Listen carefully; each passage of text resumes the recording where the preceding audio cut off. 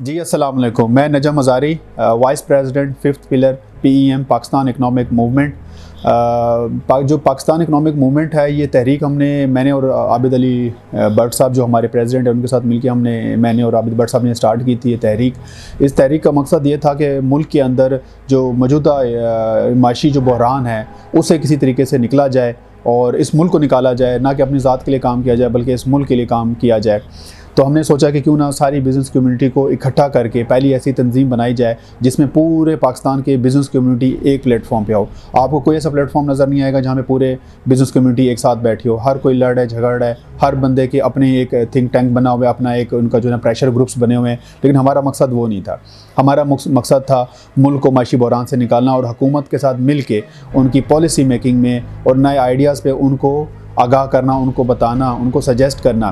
देखिए जी, गवर्नमेंट में जो लोग बैठे होते हैं वो ब्यूरोक्रेसी हो, पॉलिटिशियंस हो या वो जो भी जिस सेक्टर से भी हों, वो कभी बिजनेसमैन नहीं होते। उसमें बेशक उसमें कुछ लोग ऐसे भी हैं जो बिज़नेस भी करते हैं, लेकिन ज़्यादातर लोग 90% लोग बिज़नेसमैन नहीं हैं जो बिज़नेस नहीं करते। तो उनको कुछ नहीं पता इन चीज़ों के बारे में। इसका मिसाल ऐसे कि आपको स्विमिंग की ट्रेनिंग वो दे रहा है कि जिसने कभी ज़िंदगी में खुद स्विमिंग नहीं की, तो आप सोचेंगे कैसे आपसे सीख सकते हैं। तो इकॉनमी का भी यही प्रॉब्लम है हमारे मुल्क का कि इकॉनमी जो लोग चलाते हैं उन्होंने कभी ज़िंदगी में बिज़नेस किया नहीं, तो उनको बिज़नेस सेंस नहीं, उनको पता नहीं, उनको आइडियाज़ का नहीं पता, ना उनसे पॉलिसी मेकिंग सही हो सकती है। पॉलिसी का सही ना बनने की वजह से इस मुल्क जो है ना आज हम इस पॉइंट पे आके खड़े हो गए कि हमें IMF से लोन लेने पड़ते, $1-2 बिलियन की खातिर हमें जो है ना उनके पाँव पड़ने पड़ते हैं। तो और पाकिस्तान से ये $10 बिलियन भी इकट्ठा कर देना कोई बड़ी बात नहीं है, जो सिर्फ आप 1 बिलियन के लिए आप भीख मांग रहे होते हैं।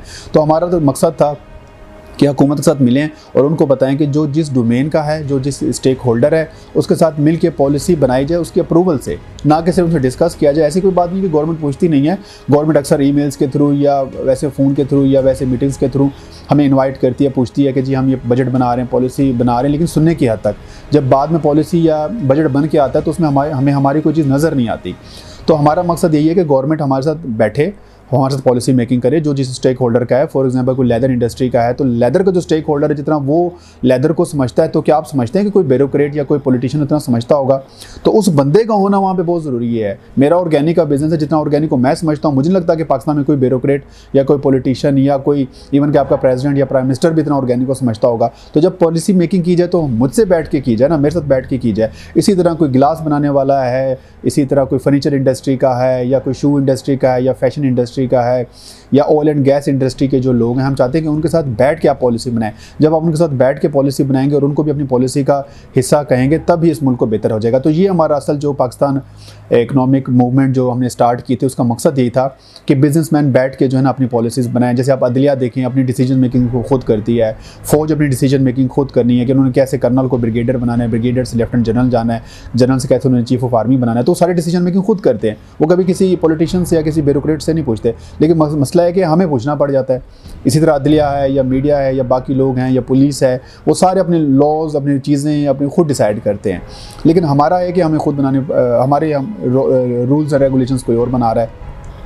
दुकानें किस टाइम बंद करनी है, दुकानें किस टाइम खोलनी है, इसके फैसले कोई और कर रहा होता है। और जिसकी दुकानें हैं उनसे पूछा नहीं जा रहा तो क्या आप मुतमईन हैं या नहीं हैं, या किस टाइम बंद की जा सकती है शॉप, या टैक्स जो होता है अपनी मर्ज़ी से टैक्स लागू कर दिए जाते हैं, उसमें लोगों से नहीं पूछा जा सकता कि क्या आप इतना टैक्स अदा कर सकेंगे। जो स्टेक होल्डर है, जो अवाम है, जो बिजनेसमैन है, तो उनको भी हम चाहते हैं कि ऐसा कुछ सिस्टम बनाया जाए कि उनके साथ मिल के पॉलिसी मेकिंग की जाए।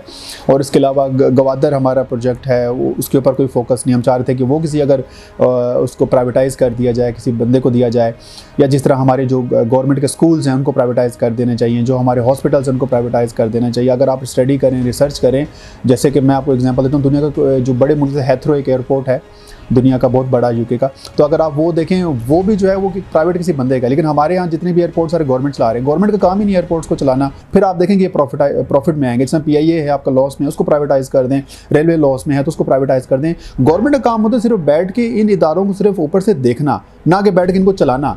तो मैं और जितने भी हैं बड़े बड़े सोसाइटीज़ ये चला रही हैं गवर्नमेंट, जो कि इनके काम ही नहीं है। तो हमारा मकसद यही था कि इनसे मिल के प्राइवेटाइज़ करना, सारी चीज़ों को लोगों को देना और गवर्नमेंट को अच्छी पॉलिसीज़ बना के देना, ताकि जो इस मुल्क का पहिया जो है ना वो और तेज़ी से चल सके। इंशाअल्लाह आप देखेंगे अगर ये चीज़ हो जाती है तो वो दिन दूर नहीं है, पाकिस्तान भी दुनिया की कुछ नंबर 1 इकॉनमीज़ में ज़रूर आएगा इंशाअल्लाह। आप सब लोगों का बहुत बहुत शुक्रिया। Thank you.